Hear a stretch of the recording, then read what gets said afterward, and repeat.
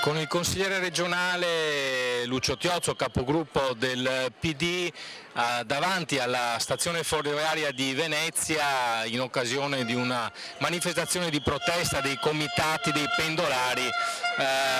contro l'orario cadenzato e contro appunto i disagi che puntualmente si verificano nei trasporti ferroviari.